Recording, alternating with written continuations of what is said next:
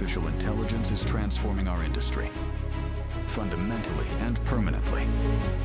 At the Volkswagen Group, AI is not just a vision. It is the key to global competitiveness. That's why we're investing 1 billion euros by 2030 to scale AI across our entire value chain. From vehicle development and design to production and logistics, quality assurance, software development, and cybersecurity. We have one guiding principle: no process without AI. Our goal: becoming faster, leaner, and pushing innovation to the next level. We aim to bring technology and innovation to our customers faster and provide even better quality of service. In our vehicles, AI becomes an intelligent partner. It learns, anticipates, adapts. This is how we create mobility that is more personalized, empathetic, and emotionally connected. At Volkswagen Group, we are driving this transformation forward with dedication, integrity, and a firm commitment to Europe's digital future. Volkswagen Group, the global automotive tech driver.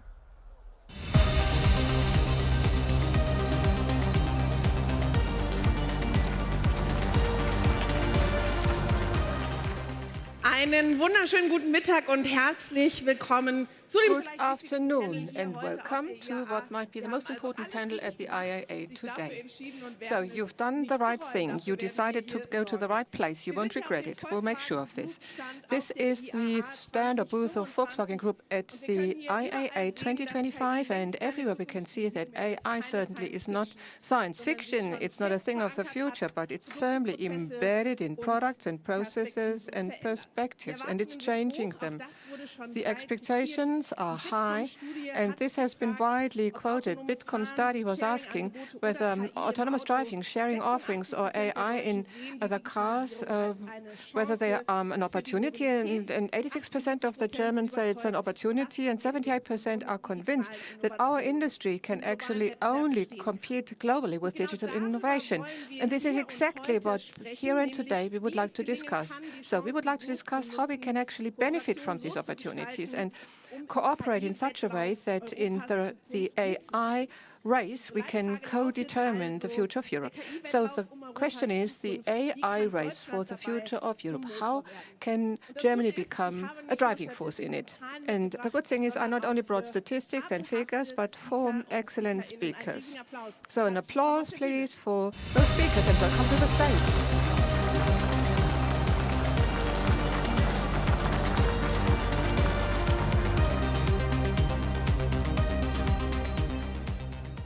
I'd like to introduce our speakers so that you know whom you should not miss in the future. We'll start with a politician sitting in the middle, and she knows exactly just how demanding it is to shape the regulatory framework in such a way that innovation can be unleashed, and at the same time confidence, transparency, and digital resilience can grow. She's in the Federal Ministry for Digital Matters and Government Modernization, Professor Dr. Luise Hölscher. Welcome. Next to her, we have an entrepreneur for whom data is not just bits and bytes, but the lifeblood of a modern economy. Well, he is responsible for one of the most important infrastructure companies in Europe, and he drives the idea that European data spaces are the foundation for sovereignty and competitiveness. Welcome, the CEO of T-Systems, a member of the board of Deutsche Telekom, Dr. Ferri Abul-Hassan. Thank you.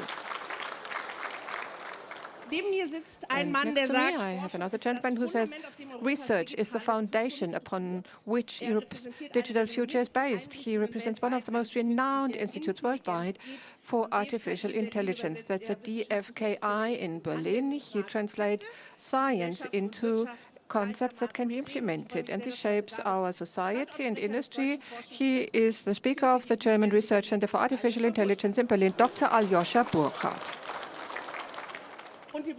And She is the last speaker I'm going to welcome now. From industry, she's going to show us how AI works in practice. It's more than a prototype. It's in production, from the plant to the car. In one of the largest companies in Europe, she's responsible for digital transformation, and she believes that our industrial core is stronger than the one in Silicon Valley. Welcome, Hauke Stars, board member of Volkswagen for IT. So here on this stage, we will have an exchange, but we would also like to allow some questions at the end, a Q&A session. So please note down any questions you might have. We will start with a short round of, highlights and flashlights, in fact, personal experiences that should be shared. Question to you, Louise. What was the biggest insight you gained with AI, or the biggest surprise you got with a wow moment for AI in the last few months? No, the biggest wow moment I had with AI, I don't know whether I should say it here, but it was when the birthday present for Carsten Wildberger, when we prepared his birthday present.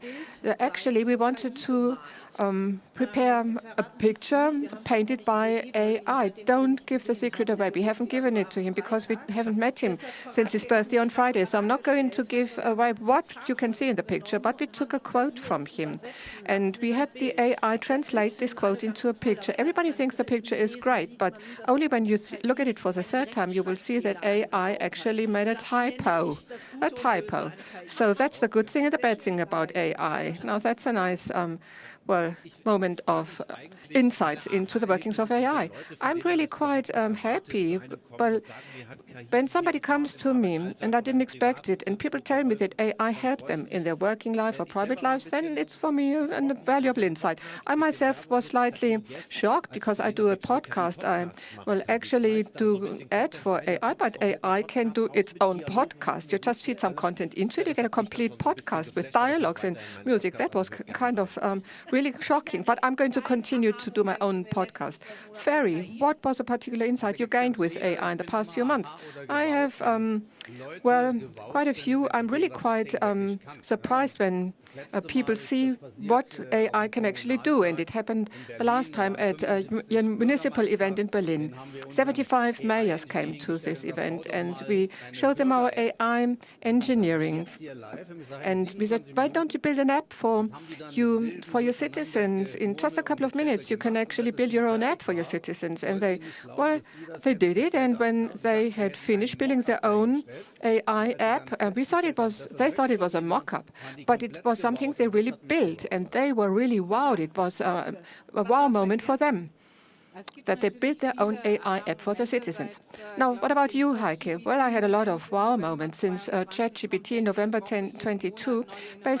Basically on a weekly or monthly basis, we get new information on what AI can do. But there's one area in an automotive company where you think things have to be done quite manually, and that's the design, where people take a pencil and a drawing board and paint their designs, use modeling clay in order to build new ideas. But now, our AI applications, which we introduced, are a daily companion of our designers.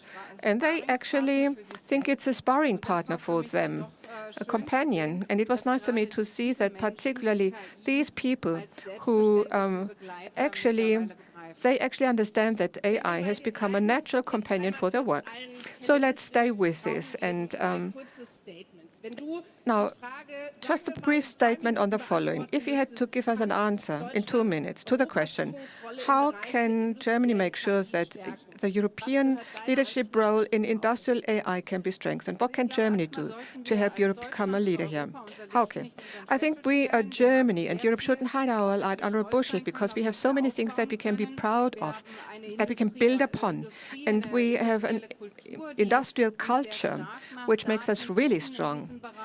We have data, we have knowledge in this area, and we also have regulations. And I'm not saying that regulations are always bad. Sometimes they're good because this gives us guidelines. We have ethical codes and guidelines which are good. We have innovative research institutes. The FKI is one of them. And we have talented people in Germany. people that we can count upon.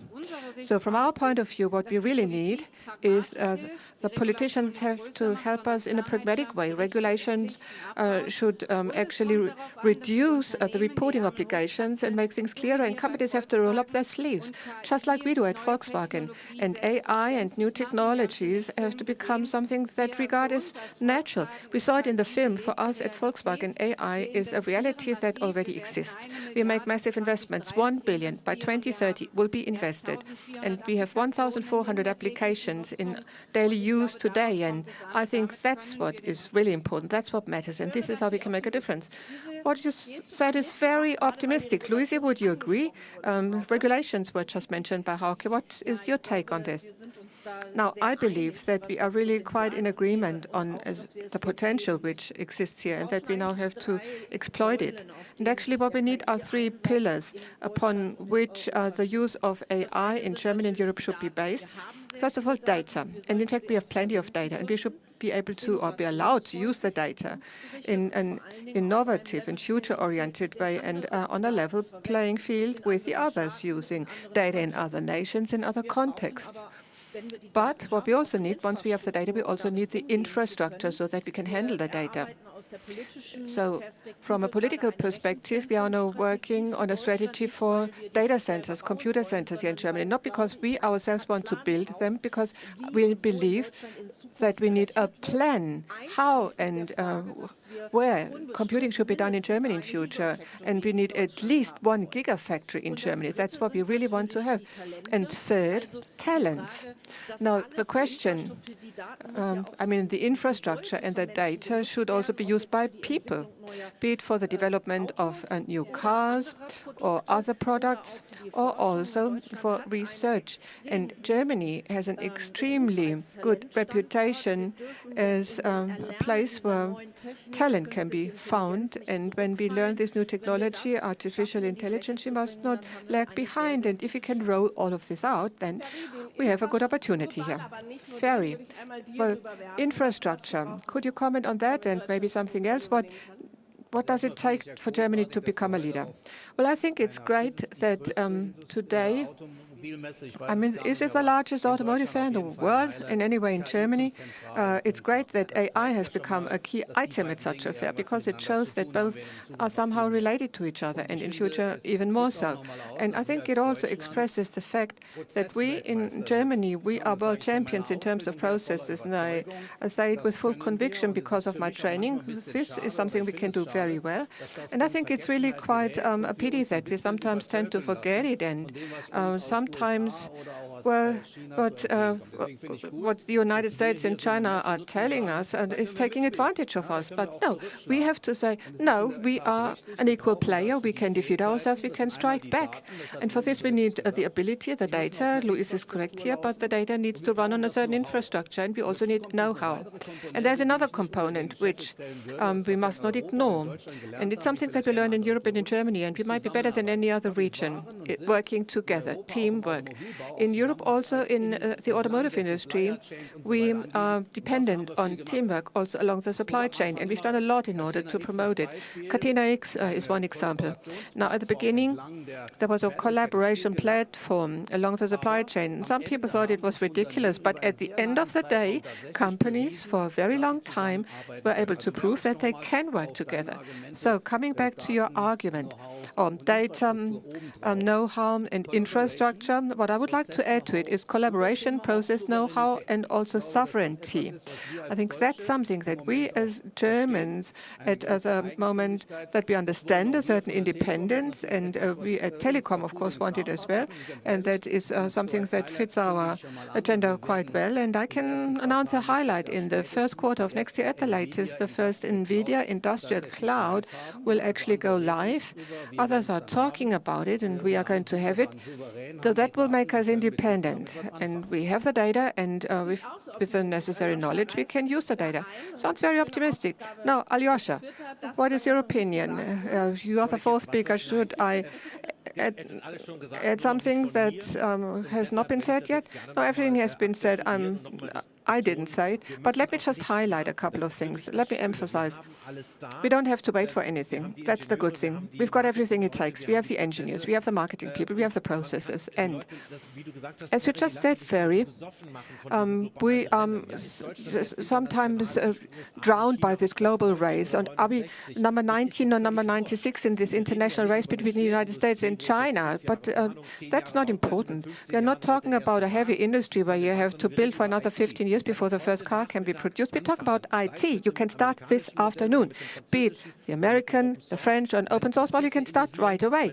Innovation of your processes, understanding your customers. There's nothing we have to wait for. But people wait until we have regulations forever. But the important thing is roll up your sleeves and go ahead. Do it. Just do it. And this is basically the same thing that the previous speaker said. Yeah, but that's nice if you all agree. Hauke, now you didn't wait. AI is really changing a lot. No process without AI. We just heard it.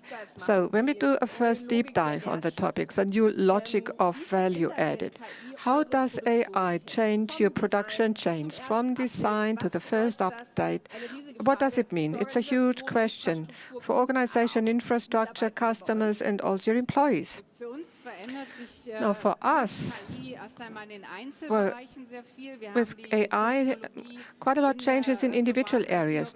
We have this technology in our global IT organization. We said, what are the new opportunities and possibilities? What are the new technologies? We looked at all of this, and we tried to see where processes can be simplified, facilitated, how development can be sped up, and how processes in production can be accelerated, and also in sales, how can we communicate fast and more intelligently with our customers.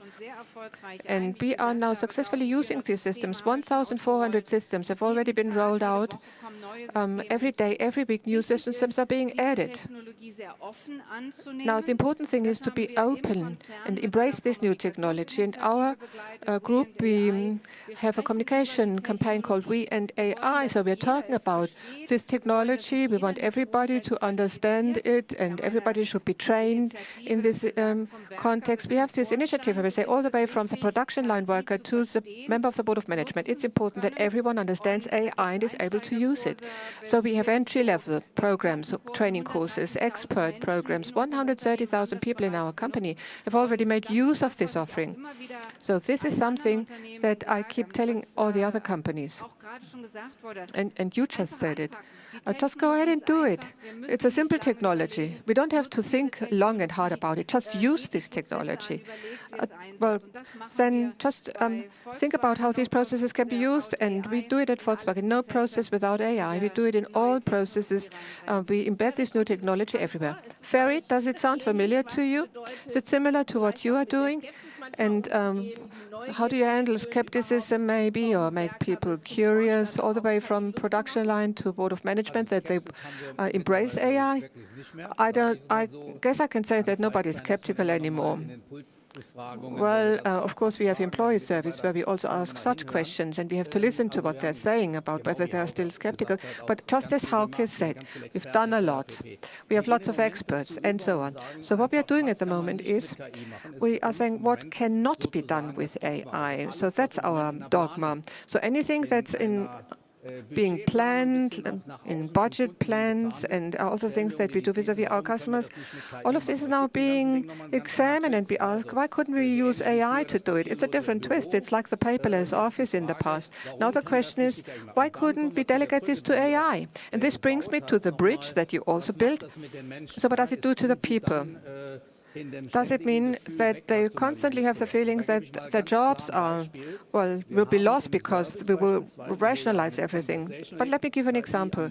In service, where with conversational AI, we have a lot of potential for rationalization. There we do reduce the human labor, but together with Verdi and with the employee representatives, we have clear negotiations. No struggles are required because we have so many new products and we have a higher demand for consultation. So we T-Systems, we, for instance, support partners such as Volkswagen. And for these support people, we need a completely different type of training, or high-quality training. And this is how the employers can develop now to then assume new tasks. So wherever new things, or wherever AI takes over jobs, new opportunities will arise. But that's something that needs to be communicated authentically. But we, and the colleagues of Team Höttges, our CEO, we really face up to this and then we examine it. Luis is authentically persisting, something that you also want to carry on doing in your new ministry.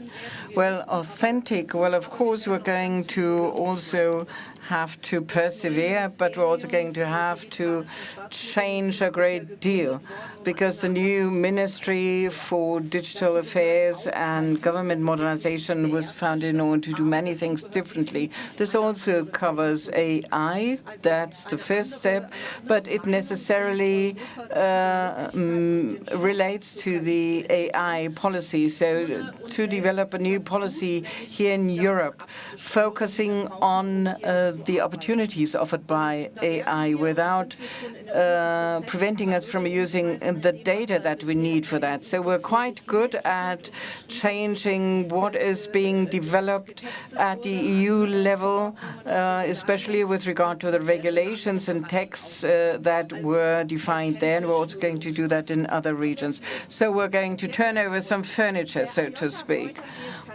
Alyosha, AI. What is the role of this skepticism, the fear of or about your own data? I mean, how do you deal with that subject? Now, with us, we're focusing on human-centered AI. So this was a slogan that I invented 4 years ago for our Berlin office only, and I was quite proud of that, because then it was taken over for the entire institute. Then I also founded the ethical committee, and Telecom was one of the first ones who also pointed to the ethical factor included here. So it's got to be transparent, it's got to be easy to track, processes need to work, and I believe we can overcome those fears, because people keep thinking that AI is like purchasing something. So you just go there, you pick your fridge, a small one, a medium-sized one, and a large one, and then after a while you realize whether or not it works, and then you start repairing it. But if you tell people, hey, if we only develop it together with your requirements and the trust you have to show vis-a-vis your customer, showing your customer that you are in control of your processes and employees, and then it's going to work out. Without that, it's not going to work. So if we're not putting in your entire experience and input, and if you're not even able to use AI in order to be better than before, then this is something that you have to explain to people. This is development. This is joint development. It's design thinking. So we're going to build the personas that are going to use it, that are going to maintain it, that are going to clear the data, and then people start to understand soon that this is very much related to a human-centered approach and being a human being. Luis. Yes, let me add, at our group level, we say, irrespective where we use AI, the final decision is taken by human beings. And this has created a great deal of trust. This is a tool that you can use in all kinds of ways, but the final decision is taken by human beings. So this creates trust. But on the other hand, you also have to say that you have to provide for a specific level of protection for our company, because the technology is far from being perfect. It even starts hallucinating here and there. So this helps us to build trust and also creates protection for us if we say that the final say-so is with human beings. And I believe that's very important to make such a statement in your company. Now I'm going to bring in another slogan. The AI continent of Europe. Is that a wish or is that a reality? Now, when would you say would politicians, or what would politicians have to do in order to enable Germany to catch up and Europe to catch up? Now, what it requires from politicians is to be bold, to have the courage to allow the market to just work. And I believe right now we're seeing all kinds of innovations. And if we keep stalling them from the very beginning because we think about how to ban those innovations in the first place, then we're going to really kill that. And Europe is able to do that. You were mentioning that, especially with all the talent that is within our companies. And if we just stall that technology, then this is not helpful at all.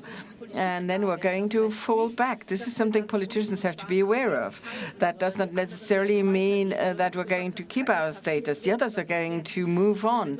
AI is happening now. It's now. And we really have to bring in our talent.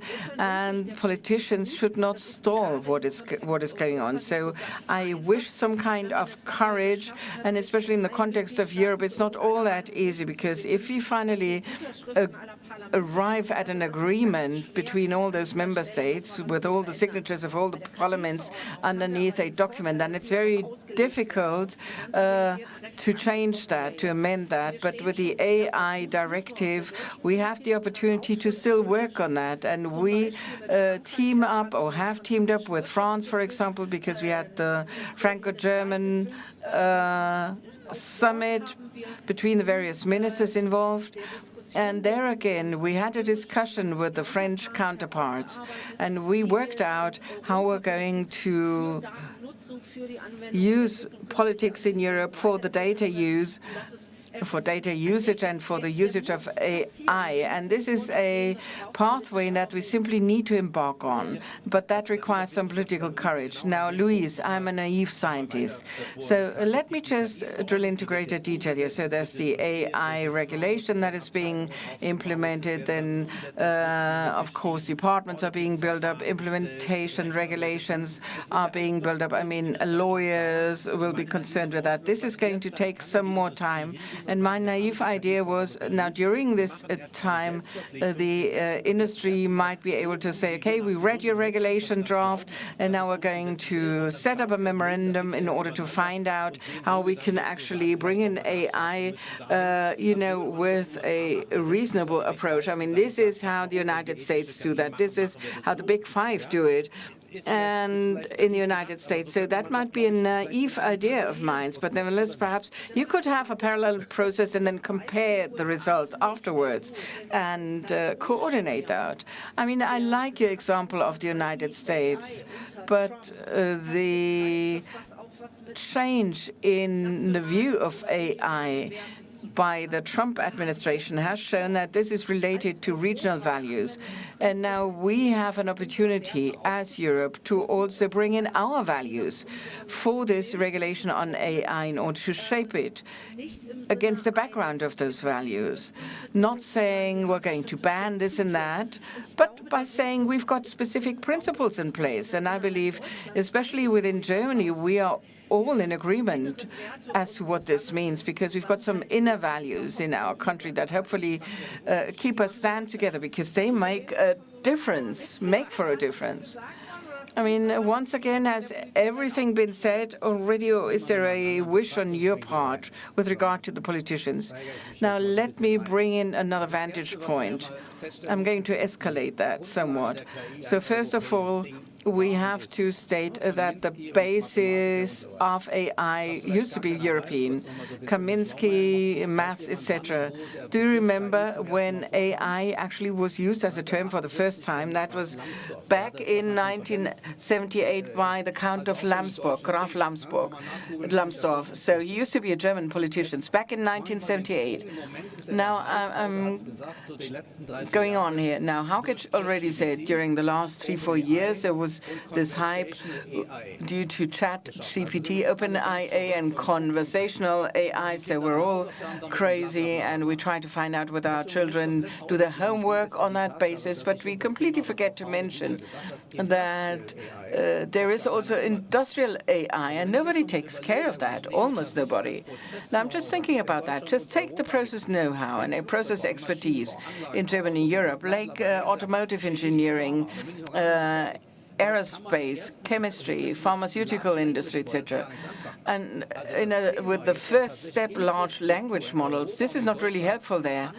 So in order to really use this for the German infrastructure, the European infrastructure, and we are very good at that. So we should grasp this opportunity in order to work with AI on infrastructure. And that is why we're seeing that as an opportunity at Telecom, and we'd like to be there at the forefront. We'd like to have an industrial cloud factory. However, with NVIDIA, unfortunately, it's not a German manufacturer. I mean, if Siemens here in Munich would have been able to keep on working in this field, then we would be able to use a German solution here. But nevertheless, we've got an industrial foundation, and this has not been touched at all by AI at all. And this is our home market. This is process expertise, and this is what we should work on. Everybody else neglects that. We are not going to do that, and that is why I'm so happy we're doing this today, because this is truly a process mecca.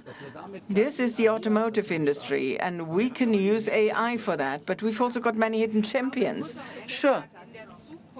But you have to be very honest in saying, in the future, we're not going to be able to develop and produce any cars without AI or IT. All processes, all modern-day processes are digital processes. And I'm talking about IT, digitization, AI. They are essential for our success of the future. Take Catena X. This is an example. And we have to use that as a basis and set up our expertise here. This is where we can get working. We have intensive discussions going on. It's going forward quite nicely. And I think I very much liked our Federal Chancellor's speech, who clearly said that politicians have understood that the automotive industry is the technology backbone of this country. And that is why this industry needs to be supported. And Luis, that's also a great statement made by your ministry, because you're saying you want to take a pragmatic approach with regard to regulations. And I believe that's the best message I heard today, because we from the industry can then really adopt more pragmatism or adopt a more pragmatic approach. Now, Alyosha, back to Catena X. Well, recently I met the Microsoft CEO, and he said, when I go to see my dentist in Boston, then there's a German technology everywhere, but nothing is networked. Just take this next step, network your systems, and then you've got it. And this really was an eye-opener. This is what is missing. Now, this brings us from the dentist to the data room. Luis, Catena X and Co., can these alternatives really be an answer to the platform dominance that we can see from China and the United States? Short answer, yes. Had you asked me 2 years ago, I would have said there are too many chefs that spoil the broth, so to speak, because so many people were working on it at the same time, and the question was whether we're going to really produce results. And I believe we really made it, because there is no other data model the world over, nor an exchange model that is data-based that has been prepared for such a large series of supply chains. Neither the United States nor China have that, and they envy us for that. Now, just take about the next step. Now, there's the industrial, the gigafactory, etc. But think of the next big thing, because the EU is spending money on that. And we, as German companies, are putting in our applications. And then again, many companies will have to sit around the table in order to come up with something that is specific, a specific solution for customers. So that's rather tiresome and cumbersome. It's even more cumbersome in politics, but we've been able to do it once. So I believe Catena X is really what is valuable here, because we learned how to cooperate between our industries and associations, and this is going to play a major role going forward. Now, Hauke, what is your take on that with regard to Catena X, but also what Ferry said? Cooperation, collaboration, is that the European alternative or answer to that? Now, I believe this is really something that will help us make us stand out against other regions in the world. The exchange of data, for example, and every process right now is a digital process. Digital process, data technology, and if we're able to further grow Catena X, we're also a partner of Catena X, by the way, and if we are able to turn this into a proper success model and then to also network the data, as Alyosha just said, then this will be a major opportunity for us. And it's also very important for us to focus on what we are good in. We've got the industry, we've got the engineering expertise, we've got the industrial backbone in this country. If we use that, if we combine technology and data, this is a major opportunity. We see that very positively, and we are greatly committed to that. Now, back to you, Louise. Now, what is your take on that from the politician's point of view? What are you going to do in order to make sure you really have, or politicians really provide opportunities in a sovereign and supreme way? Now, politicians have the possibility to create a level playing field here. I believe the economy will be able to network just all by yourself. You don't need us for that. But we from politics need to make sure that the rules that are defined for that create equal opportunities.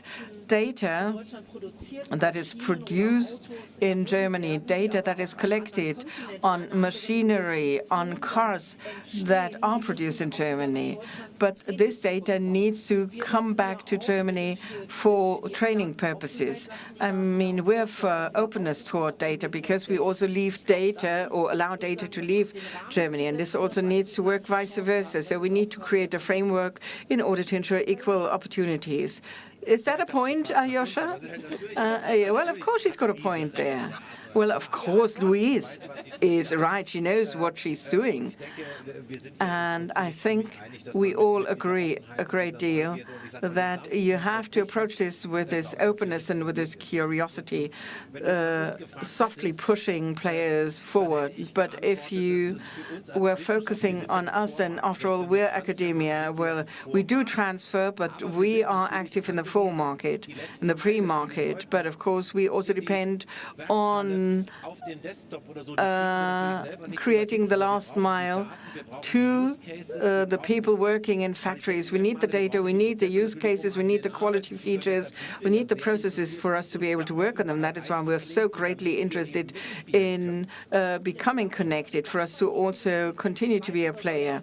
And I believe politicians can play yet another role here, i.e. we can become the explainers. We can explain to people that this will not be to their detriment, it will be for their benefit. Especially very often we talk about data protection, and we might have too many regulations there, but we also need to provide for data enablement so that people can trust that their data is used for something that makes sense. And of course, this also requires a certain understanding of what AI means and what it is. So you don't have to be afraid of AI. Quite on the contrary, it helps you. It supports you in a day-to-day life, very much like your car that helps you go from point A to point B.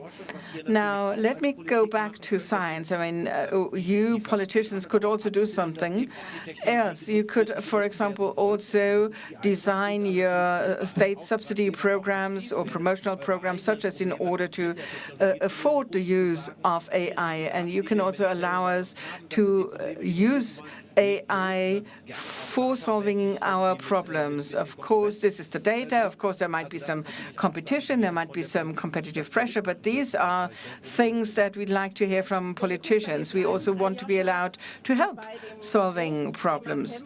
Now, Alyosha, let me stick to you. So you need to create trust, you were saying. Now, regulation is always a balancing act between ethics and efficiency. Now, what is your take on that? Can you control that responsibly without preventing progress? I mean, we already said that we want to make a difference.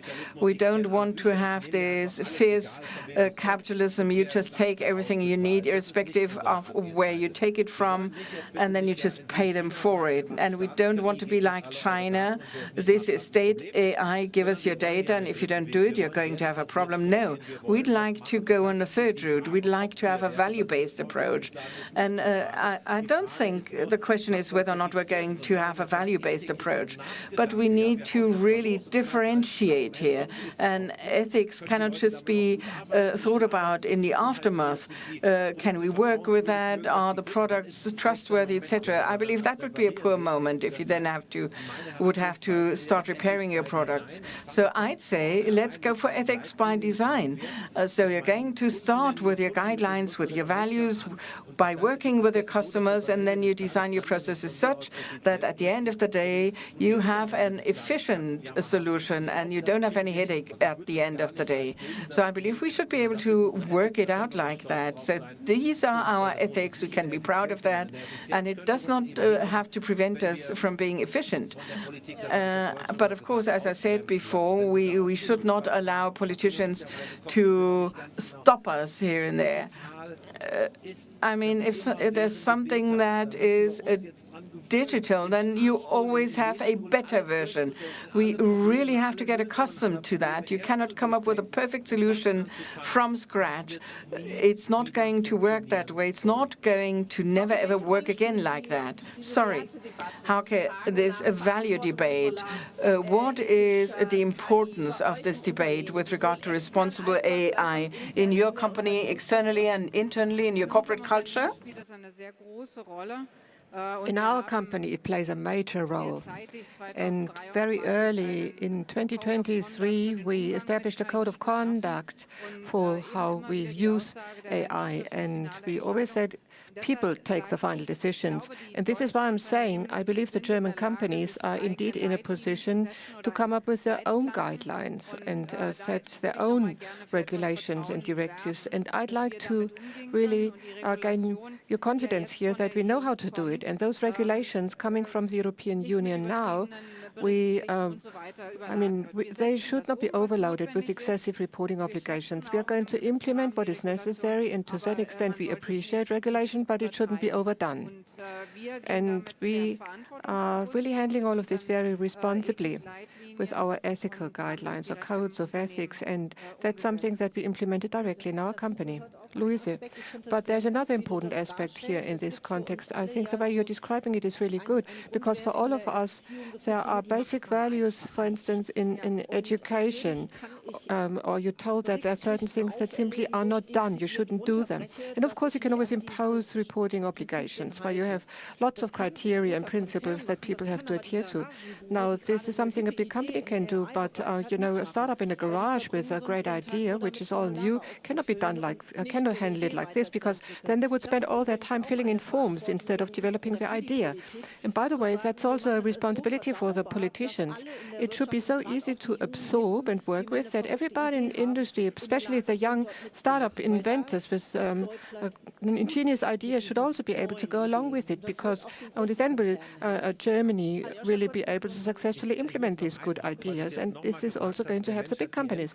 Alyosha, now you said people take the final decisions, have the final control, and I really have to say, of course, that's correct, but sometimes it's very complicated to implement it in the processes.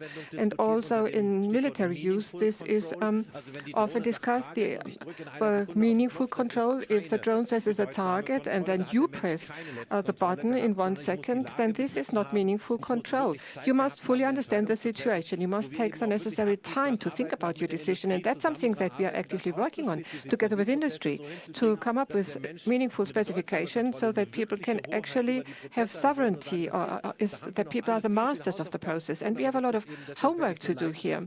And this is why I'm becoming so passionate. That's the exciting thing here. When people ask you, why is not everything working like this? Yeah, I mean, in the next few years, we have quite a lot of work to do, because there are a couple of things that need to be specified and established, because people sometimes think 2026, no stone will be left unturned.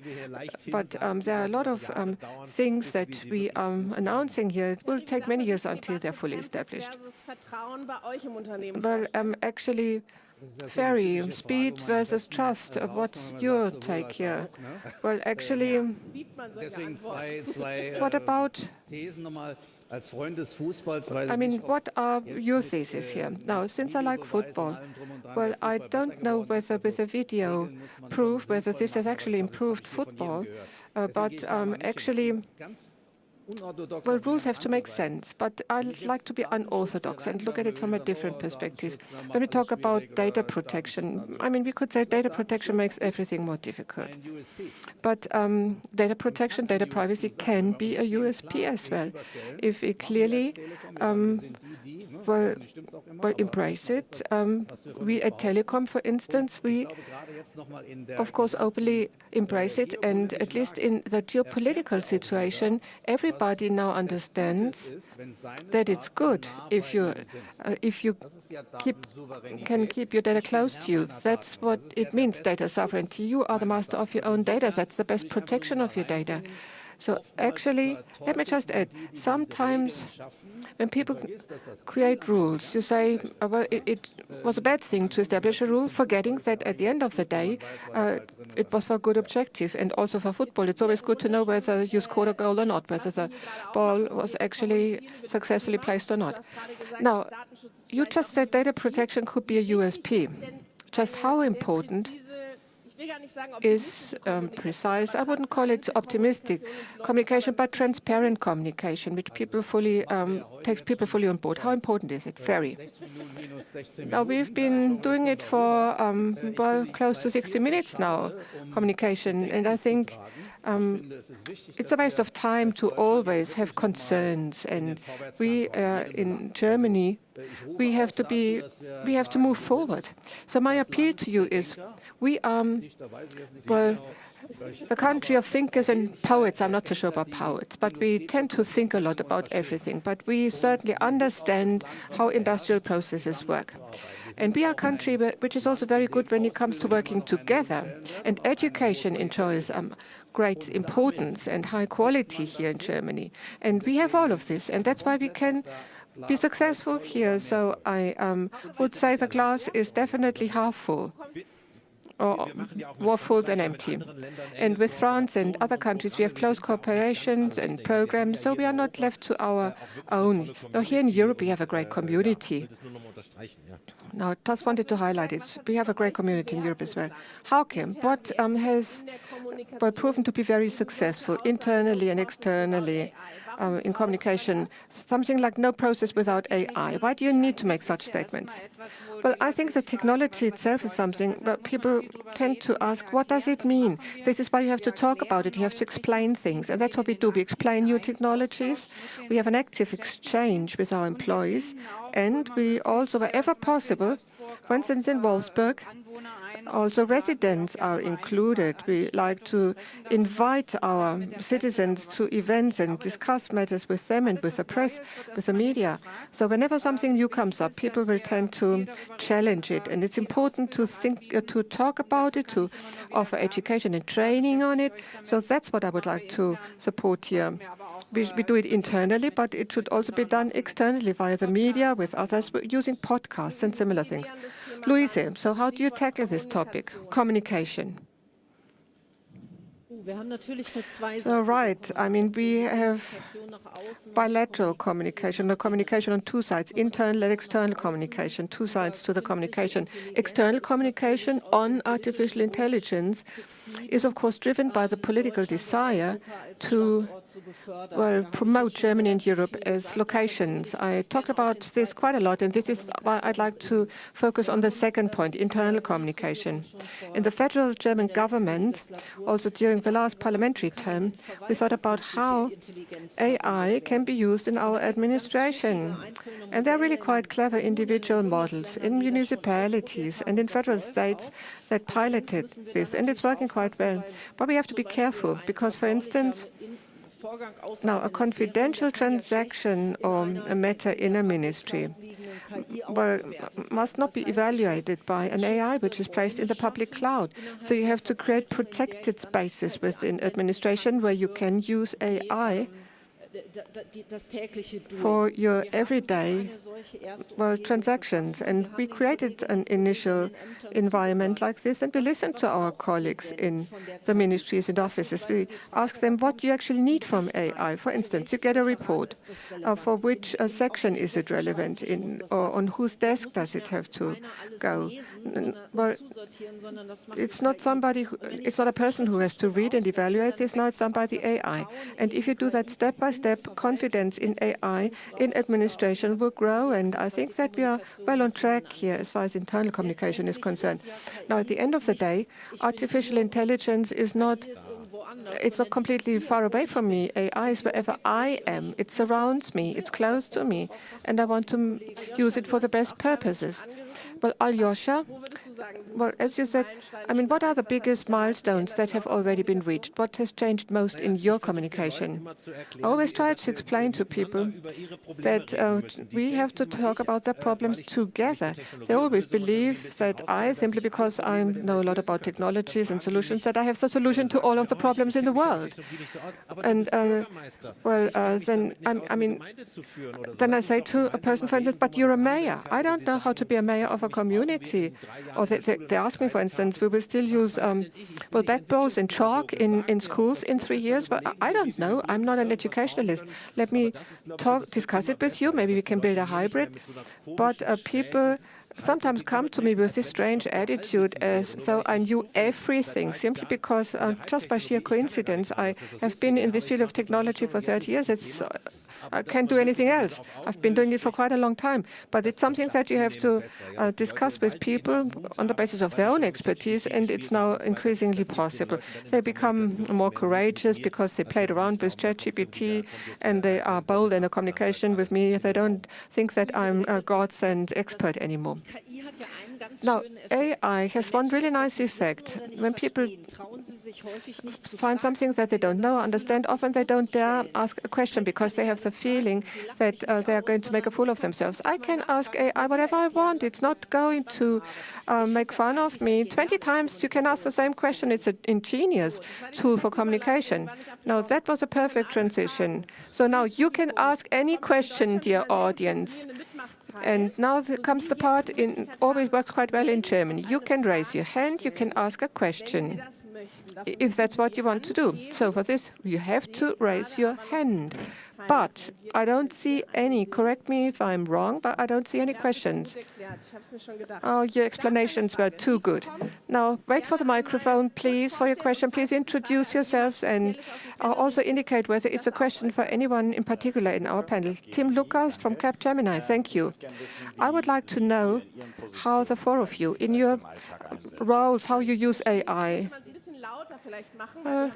The panel speakers don't really hear this very well, this question. Could you? Okay, does it help when I stand up? Yes, it does. Okay, I'm Tim Lucas from Capgemini. I would like to know from the four of you, in your everyday roles, how do you use AI? Okay, so where do we use AI in our everyday work? ChatGPT, Copilot in our day-to-day businesses, and I think there's a lot of AI that we don't really notice that support us on a daily basis in our work, in processes that we already have in our companies. But in our real life, daily operations, summaries of meetings, for instance, I work in the office. I don't work in production.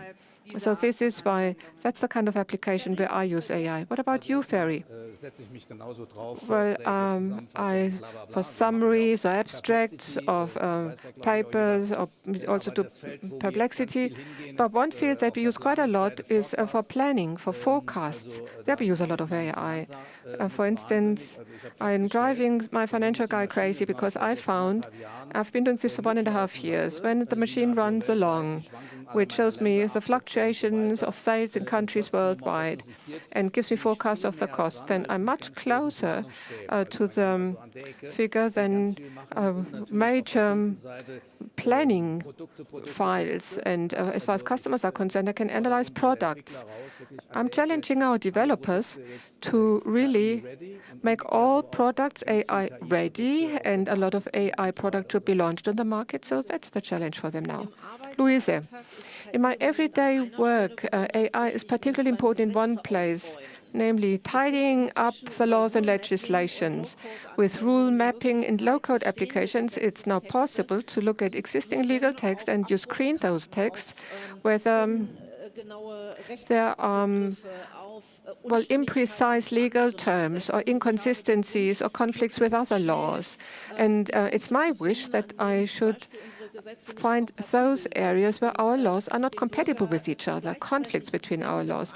And at the same, they might force our citizens to do one thing and omit the other. And those law conflicts can now easily be identified by the law. Alyosha, now, apart from our projects, I hardly ever use AI. That's quite funny, quite the contrary. We produced a white paper together with colleagues, and they were all supposed to, submit their text parts, and they actually sent their half-finished text to me. And then I spent the whole night with a quarter of a bottle of white wine, and I compiled a nice text from all of those submissions. And the colleague said, "That was nice. How did you prompt it? How did you get ChatGPT to do it?" But I did it myself overnight. It's still possible. Okay, it's rather the other way around. I'm not always using AI. Are there any other questions? Question here at the front. Okay, first at the back and then at the front. Christian Nord from T-Systems. I heard not a lot about agentic AI, but I think we all know that agentic AI is going to come at some stage. So content will have to be paid. How do we handle that? We have this interesting debate that AI, with the agents, has access to lots of content without using the old mechanisms that would allow this, namely utilization of content and monetization of content. So that's something I'd like to know more about. Alyosha, maybe your opinion on that. How much time do we have? That would be enough material for a separate lecture event. Now, the entire search market, all of this is changing, and the publishing houses are really fighting about what to do with the content. But it's a complete upheaval of the market, which is going to come very soon. I agree with you, but I don't have a crystal ball. I cannot tell you what the result will be. But in any case, it's a justifiable question. Ferry? Christian, as you know, with the AI phone, we now have a device in the market which tries out what users are willing to accept, how far we can go. And one field which we as Europeans might have lost or neglected is, voice. Voice for keeping data. We have text and chats as a basis for data which is filed or saved.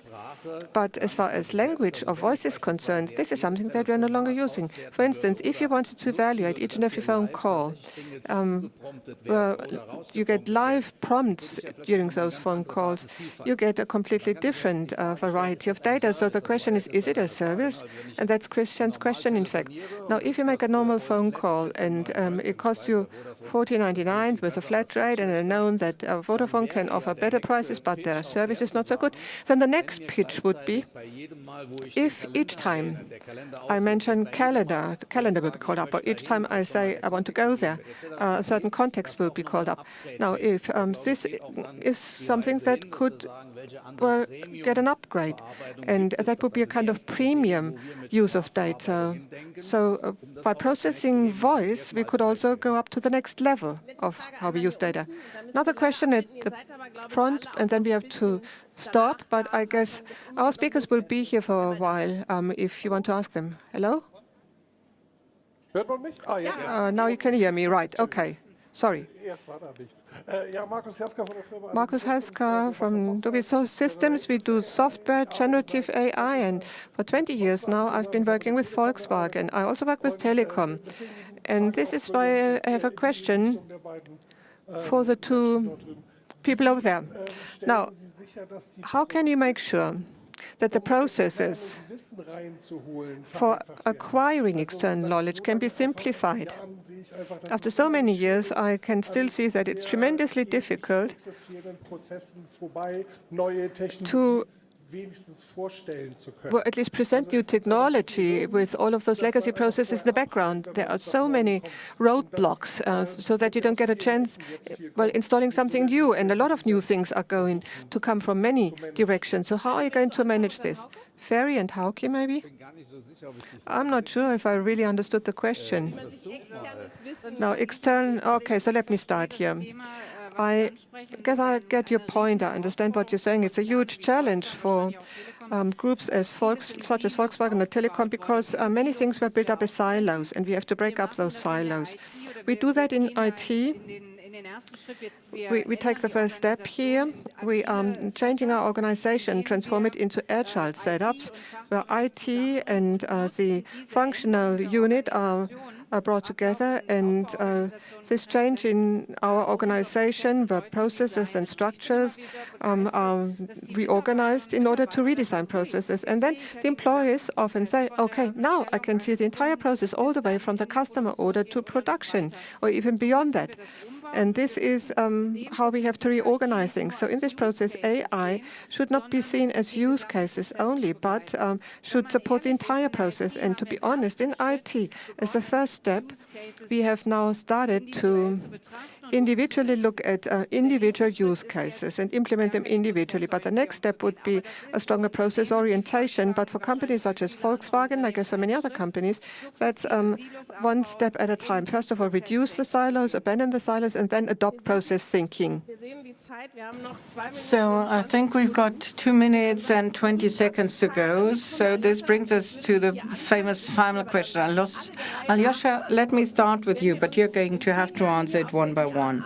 So if we meet again in 10 years' time on the occasion of the motor show, what will I have to specifically have had to change for us to be able to say Europe has had been fundamental in also shaping AI? Let me say, if in 10 years' time, somebody still meets here, if somebody still wants to meet here, if there are firemen here in order to ensure fire protection, if we are here to present German products, then we've made quite a few things.